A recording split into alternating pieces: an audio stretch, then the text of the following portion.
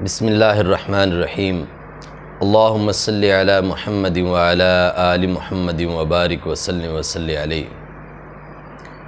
نبی کریم رؤوف الرحیم رحمۃ للعالمین صلی اللہ علیہ وآلہ وسلم کے پاس جبرائیل امین تشریف لائے، لیکن وہ بہت پریشان تھے۔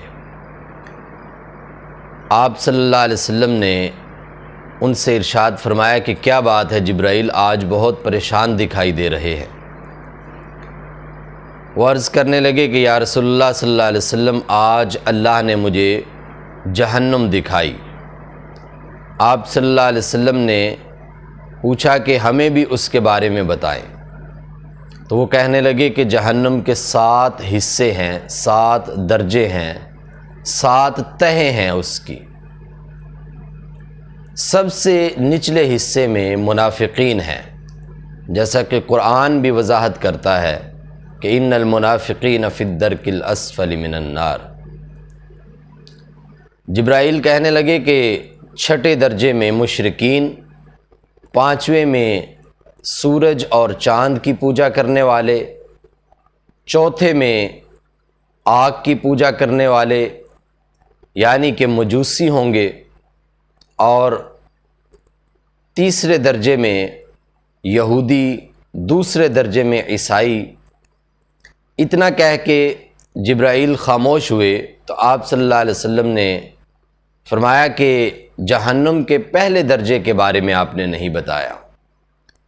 تو وہ کہنے لگے کہ یا رسول اللہ صلی اللہ علیہ وسلم، جہنم کے سب سے اوپر والے حصے میں، پہلے حصے میں آپ کی امت کے گناہگار ہوں گے۔ رسول اللہ صلی اللہ علیہ وسلم کا یہ بات سننا تھا کہ آپ کی پریشانی بہت زیادہ ہو گئی، اور آپ اتنے پریشان ہوئے کہ سب سے الگ تھلگ ہو گئے، گھر جانا چھوڑ دیا، اپنے حجرے میں قیام کرنے لگے۔ 1 دن، 2 دن، 3 دن رسول اللہ صلی اللہ علیہ وسلم مسجد نبوی میں نماز پڑھنے کے لیے تشریف لاتے، اور اس کے بعد اپنے حجرہ مبارک میں تشریف لے جاتے اور دروازہ بند کر لیتے۔ باہر صرف آپ کے رونے کی آوازیں آتی، آپ کی دعائیں کرنے کی آوازیں آتی۔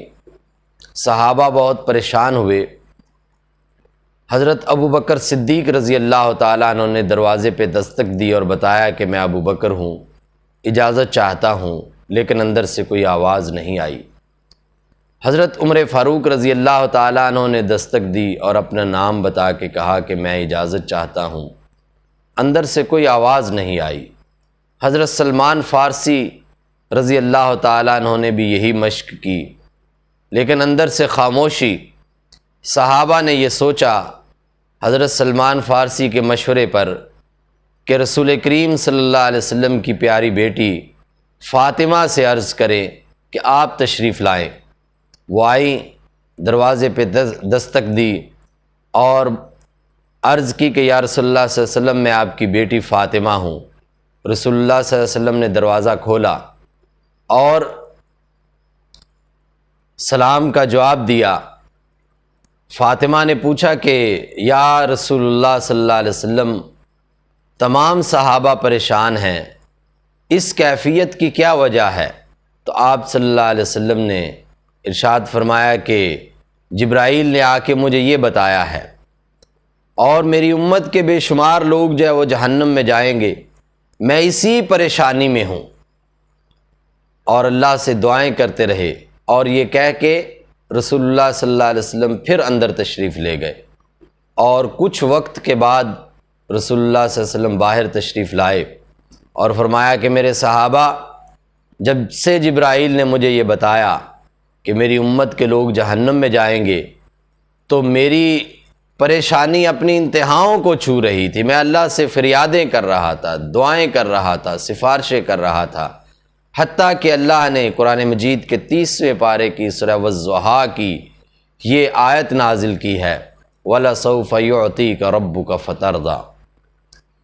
فرمایا کہ اللہ نے مجھ سے یہ وعدہ کیا ہے کہ میں عنقریب آپ کو وہ نعمت عطا کروں گا کہ جس سے آپ خوش ہو جائیں گے، جس سے آپ راضی ہو جائیں گے۔ اور فرمایا کہ میں نے یہ حصہ جو ہے یہ قیامت کے لیے محفوظ کر کے رکھ لیا ہے کہ جب روز قیامت حساب کتاب ہو چکے گا، جنتی جنت میں، جہنمی جہنم میں جائیں گے، میں دیکھوں گا کہ میری امت کے بے شمار لوگ جہنم میں چلے گئے، تو میں اللہ کے حضور عرض کروں گا، شفاعت کروں گا، سفارش کروں گا کہ یا اللہ میری امت کے اتنے لوگ جہنم میں ہیں، ان کو اپنی خاص رحمت سے جہنم سے نکال کے جنت میں داخل کیجئے۔ اللہ بہت سے لوگوں کو ایک دفعہ، پھر دوسری دفعہ، پھر تیسری دفعہ، حتیٰ کہ ہر دفعہ اللہ پوچھیں گے اے میرے پیارے پیغمبر کیا اب آپ راضی ہیں؟ تو رسول اللہ صلی اللہ علیہ وسلم عرض کریں گے یا اللہ ابھی تو میری امت کے اور لوگ بھی جہنم میں ہیں، حتیٰ کہ رسول کریم صلی اللہ علیہ وسلم نے فرمایا کہ وہ آخری شخص کہ جس نے زندگی میں ایک بار بھی سچے دل سے لا الہ الا اللہ محمد الرسول اللہ صلی اللہ علیہ وسلم پڑھا ہوگا، وہ بھی جہنم سے نکال کے جنت میں داخل کر دیا جائے گا۔ رسول اللہ صلی اللہ علیہ وسلم نے فرمایا کہ پھر میں اپنے رب سے کہوں گا کہ اے اللہ اب میں راضی ہوں۔ تو یہ ہیں رحمت للعالمین نبی، امت کے غمخوار، امت کے ہمدرد، امت کے لیے رونے والے۔ ہمارا بھی یہ فرض ہے کہ ہم خود ایسے اعمال کریں کہ جو رسول کریم صلی اللہ علیہ وسلم کو خوش کرنے والے ہوں، ایسے اعمال کریں کہ جو اللہ رب العزت کو راضی کرنے والے ہوں، تاکہ روز قیامت ہم بھی رسول اللہ صلی اللہ علیہ وسلم کی شفاعت کے مستحق بن سکیں، تاکہ ہم بھی اپنے اس کھوئے ہوئے گھر جنت میں واپس جا سکیں۔ والسلام علیکم ورحمۃ اللہ وبرکاتہ۔